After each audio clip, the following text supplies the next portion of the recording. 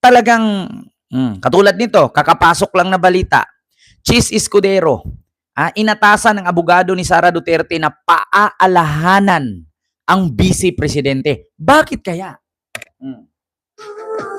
May ads lang.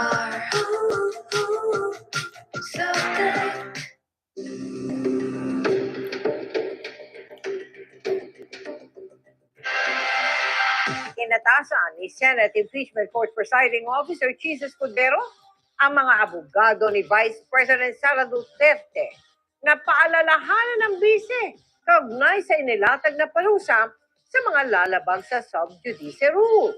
Sa gitna kasi ng Day 19 ng impeachment trial, pinagpatutsada si Duterte laban sa prosekusyon at ilang mambabatas. Patay. Nakatutok si Joseph Moro. Sabi ko nga sa inyo.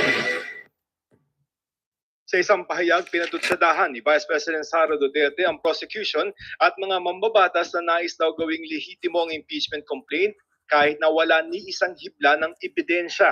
Sabi niya, dapat na daw sila maging kumpiyansa sa lakas ng kanilang kaso at hindi dapat nangingisda para sa ebidensya habang isinasagawa na ang paglilitis. Dagdag niya, kung malakas na ang kaso, hindi na ito kailangang palamutian pa ng pagdadrama. Katulad na lamang ng pagtawag ng isang senador sa isang testigo na estupido, pagpansag sa kanya ng isang abogado bilang mastermind ng scam o pagtawag sa kanya bilang brat. Ipinapakita raw ng mga pang-insulto na kailangan nilang magpanggap kahit na mahina ang kaso. Ang pahayag inilabas ng bise habang inilalatag ng Senate Impeachment Court ang mas mahigpit na pagbabantay sa pagsunod sa sub judice rule, kung saan binalaan ni Presiding Officer Senator Chis Escudero ang mga senator judges, prosecution, depensa at maging si Duterte bilang respondent laban sa mga komento na nakakaapekto sa kredibilidad ng impeachment. Sabi ko nga sa inyo nangangamoy conviction si Sara Nangangamoy conviction. Real talk. Sabi ko nga kay Sara, huwag kasi siyang kuda ng kuda. Di ba kapag inaresto ka, babasahan ka ng Miranda rights, warrant of arrest. Ikaw ba si Chis Escudero? Ikaw po ay hinuhuli namin sa salang. May karapatan kang manahimik o wag magsalita kasi bawat sabihin mo ay pwedeng magiging dagdag na kaso laban sa'yo. So kung naalala nyo si Sara, nasa kalagitnaan pa ng hearing, bumanat na. Isasabit niya yan Sabi ko sa inyo mga kababayan, nasa kalagitnaan ka ng trial. Dapat hindi ka magsasalita ng kung ano-ano. Hindi ka ba inabisuhan ng mga abogado mo? O di ba abogado ka, alam mo? Kaya nga nagtataka ako, abogado ba talaga si Sara? Ba't hindi niya alam yung rules? Di ba alam niya sa sarili niya na iniimbestigahan siya? Hindi ba alam sa sarili niya na on trial siya? Bakit siya kukuda ng ganyan? Ikakapahamak niya yan.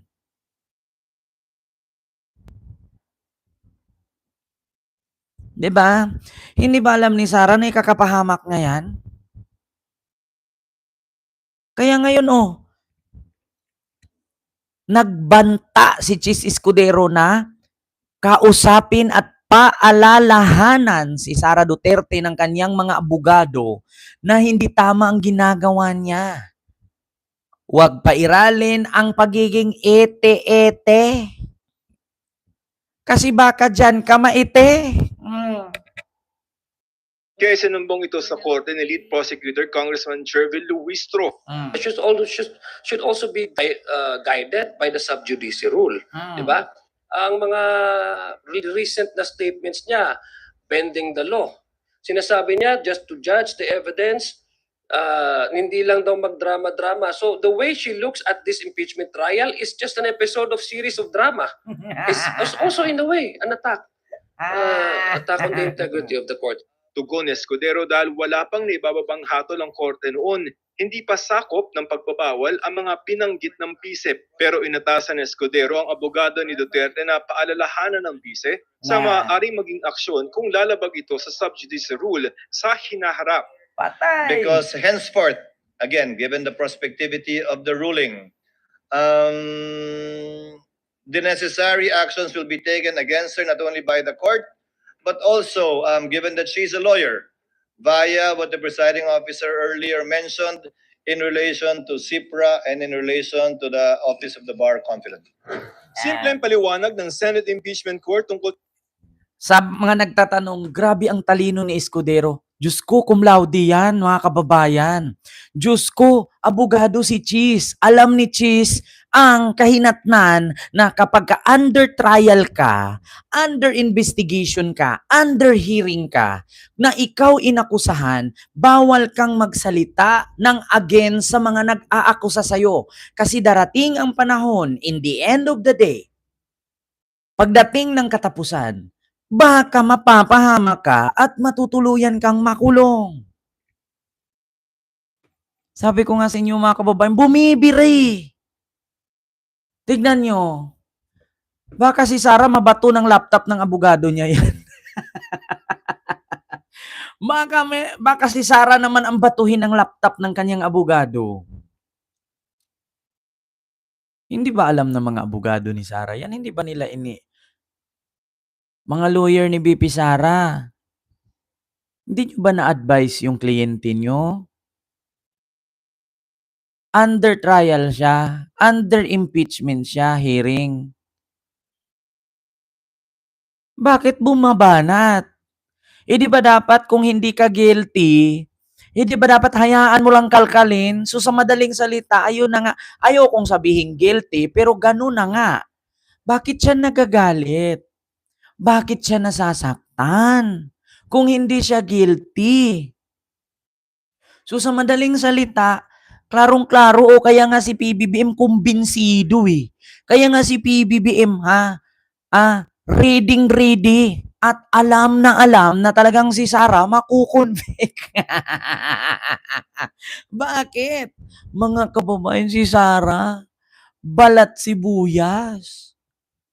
Sinabihan lang na tanga-tangahan ang witness, stupid ang witness, nasaktan. Kahit sinong tao, tanungin mo, talagang nagtatanga-tangahan naman talaga sa Costa. Di ba? Biruin mo, hindi ka ba tanga? Lahat tayo mga taga Mindanao na nag-aaral mula elementary, Tagalog ang itinuro sa atin, tapos pagdating mo sa Senate, hindi ka marunong mag-Tagalog, inang yan. Anong tawag doon? Katangahan. Sa Mindanao, lahat ng nag-aaral ng elementarya, ang itinuro ng teacher, Tagalog. Anong paaralan nag-aral si Gina Acosta kung bakit hindi siya marunong mag-Tagalog? Anong school yan, Jose Maria? Paaralan ni Kibuloy? Ano ba yung mga salita na itinuro ng mga teacher ni Acosta? Espanyol.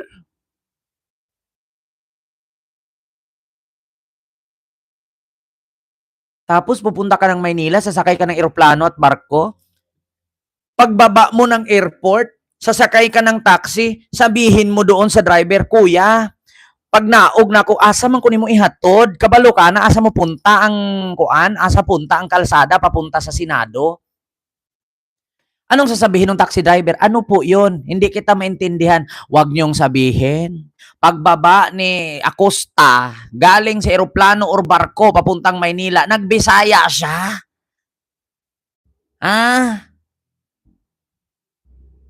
Bisaya ba? Si Acosta ngayon nasa Maynila. Si Acosta ngayon, alam ko nangupahan yan sa Maynila kasi nagtrabaho yan sa opisina ni Sarah. O ngayon, once na trabahante ka sa opisina ni Sarah, so pagbibili ka ng ulam sa labas, magbisaya ka ate, papalitag kung sudan kay gutom kaayo. Baka batuhin ka ng kutsara ng tindera, baka palo sa yung tinidor o sandok ng pang sandok niya sa ulam. Ate, papalitara gani kog tubig kay uhaw kaayo. Mag-ana-ana si Acosta dito. Kay di siya kabalo mo Tagalog. Pagbibili ng bigas si Acosta, anong gagawin niya sa tindahan? Papalita kog bugas, kay maglungag ko karon panihapon. Do you think papansinin siya ng tindera? Sa Manila, magbisaya ka. Tang ina mo, okay lang sana kung ang kaharap mo, puro Bisaya.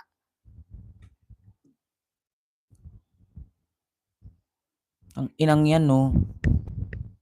Tanga-tangahan lang. Di ba? So ano yun, Gina Acosta? Bibili ka ng Yossi, sasabi, papalita ko sigarilyo, kanang kuan ba, kanang mighty, manang kamin. Alam mong nasa Maynila ka, magbisaya ka. So ibig sabihin pala, pag si Gina Acosta, pupunta ng ibang bansa mag-abroad or mamasyal, so pagsakay niya ng eroplano sa NAIA at pagbaba niya kung saang bansa siya, maingon dayon siya, may buntag din yung tanan, no, naamang ko karon sa Japan, dayon, pag sumakay siya doon ng tren sa Japan, magpapalit siya ng yen, ay, pabansiliar gani ko yen, kaya kung ipamasahe da ba sa tren, hindi nga makaintindi ng Tagalog yung Japanese, binisayaon mo pa, tang inang yan. Kagaguhan, katangahan. Tapos ngayon, ipagtanggol ni Sarah na sinabihan ng tanga-tanga, sinabihan ng estupido. Kaklaro, ana. Paano na lang si Acosta? Kung makaharap ng Amerikano, iyading ingnon, sir. Mayong buntag, sir, kay ni Anhina Kadres Pilipinas, sir. Good morning, welcome you kay diri, sir. Anong sasabihin ng Amerikano sa kanya? What? What the heck? What the heck are you talking about? Putang ina. Tapos pag sinabihang tanga, pag sinabihang estupido, magagalit si Sarah. Ayun, nagbigay babala si Cheese. May ads lang. Ipagtanggol pa ni Sarah, isa yan tanga naman talaga.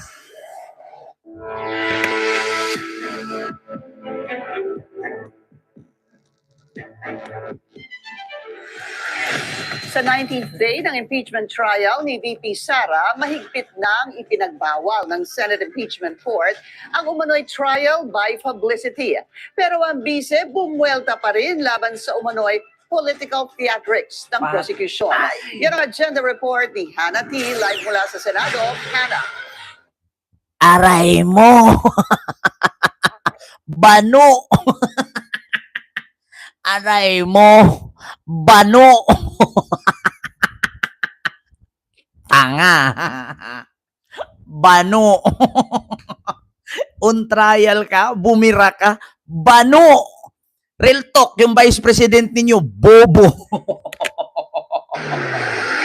Pinky, sa gitna ng babala ng Senate Impeachment Court pagdating sa pagtalakay sa publiko ng merito ng kaso, naglabas din ng pahayag itong si VP Sara kaugnay ng kanyang impeachment case. Nangingisda raw ng ebidensya ang House prosecution sa gitna ng paglilitis at binatikos din niya ang umano'y political theatrics sa impeachment trial. You know who you are, and based on the records, we know who you are. From making public statements or otherwise discussing, sharing, or endorsing comments pertaining to the merits of this pending impeachment trial, and from engaging in trial by publicity. Strikto nang ipinagbabawal ng Senate Impeachment Court ang pagtalakay sa publiko ng merits o mismong laman ng impeachment case ni VP Sara. Pero clean slate o tabula rasa ang ibinigay ng impeachment court sa lahat ng mga naunang public statements at conduct na sakop sana ng Rule 18. Ibig sabihin, nag-extend muna ang korte ng grace at liberality bago ang ruling ni Presiding Officer Francis Cheese Escudero. Ngayon pa lang ito full force and effect. Unang pinagsabihan ni Escudero ang kapwa niya senator judges. Pwede silang magtanong ng matindi, itest ang credibility ng witness at himayin ang ebidensya basta ginagawa ito sa loob ng paglilitis, on the record at para linawin ang katotohanan. Hindi pwedeng mauwi ang pagtatanong sa speech, harassment, partisan advocacy o para bang may konklusyon na ang senator judge bago pa Ayan. matapos ang kaso. I hope senator judges shall refrain from unparliamentary remarks, personal attacks, imputations of improper motive, and other language incompatible with the dignity of these proceedings and of parliamentary courtesy to other people. Buti pa si Lito Lapid na intindihan, si Robin Padilla hindi. Buti pa si Lito Lapid. tahimik lang. Si Robin Padilla, wala talaga. Ang hirap mo, tol. Ambot, tol. Ang hirap, tol. Pinahamak tayo ni Vice Presidente, tol. Yung mga abogado ni Sara, tamimi sa sulok eh. Sabi ni Powa, oh, ayaw kong sabihan si Sara. Sabihin ng mga abogado ni Sara, sinong magsabi kay BP? Ikaw na lang. Sabi naman nung isa, ayoko, ikaw na lang. Sabi naman nung isa, siya na lang. Sabi naman nung isa, ba't ako? Sabi naman nung isa, ayaw ko, bakit? Baka hindi lang laptop mabato sa atin, baka pati yung bolt doon. Di ba? Sasabihin yun. Sinong magsasabi kay Sara? Hayaan nyo na lang, napanood naman niya sa balita yan.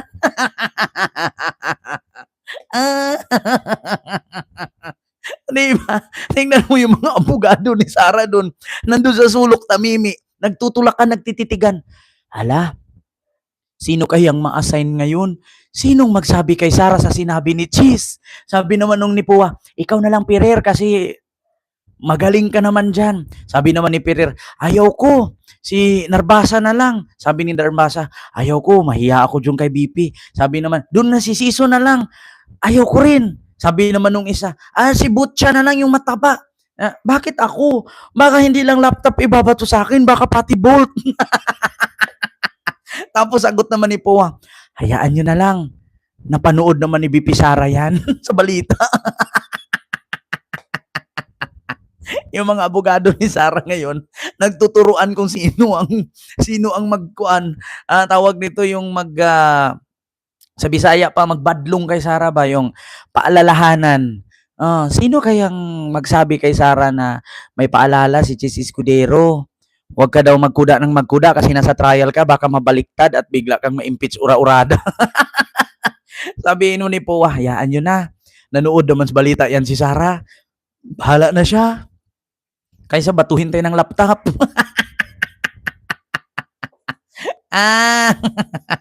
Di ba? Pag pinatawag, ayaw humarap. Pero kuda ng kuda. Kaloka. Sabi ko nga sa inyo mga kababayan mauubos yung mga magkakapatid na Duterte, makukulong, si Kitty na lang matira dyan. Kuda pa. Kuda pa. Yung mga abogado mo, nagtutulakan na sinong magpaalala sa'yo. Kasi baka hindi na laptop ang lumipad at matama sa kanila. Baka yung bolt doon. Baka yung mamahaling laptop hindi nalilipad kasi mahal. Baka yung lilipad yung bolt. Pag hinugot ni Sara yung bolt, umuwi ka sa inyo. 10 bolt yun. Ilan abogado niya? 16. O malamang sa malamang, hindi napupunta yung 6 nun. Yung 10 lang. Tag-iisang bolt yung hampas sa inyo Hindi talaga ko uwi. Uwing pilay. Uwing bukol, uwing pilay. Ay, nako, giahak. Two-strike policy. Subjudicial rules ipinatupad ng impeachment court. Ayan. Ayan, kita nyo. Kuda pa kasi ng kuda. Di nag-iisip. Alam mong under investigation, under impeachment trial ka, kukuda-kuda ka. Tapos pag ipatawag ka sa Senado, hindi ka man haharap. Diba? So, yun po yun. Mga kababayan, no? So, yun lang. Hindi ko na masyadong pahabaan yung ating chismisan at usapan sa mga oras na ito. Mga kababayan, like po tayo, no? Ipantay po natin yung ating like. So, maraming salamat po, mga kababayan, sa inyong lahat. Kita-kits po tayo ulit, no? Susunod, mga kababayan. So, maraming salamat. Hindi ko kayo maisa-isa. Mag-ingat kayo palagi at alam kong may bagyo, no, na papasok na naman, 2. So, mag-ingat po. So, maraming salamat, Ma'am Diana Molina. Ayan, and kay Kad Vindors, Jewel Mortalia, and kay Ma'am Ashley Kate, and kay Aurora.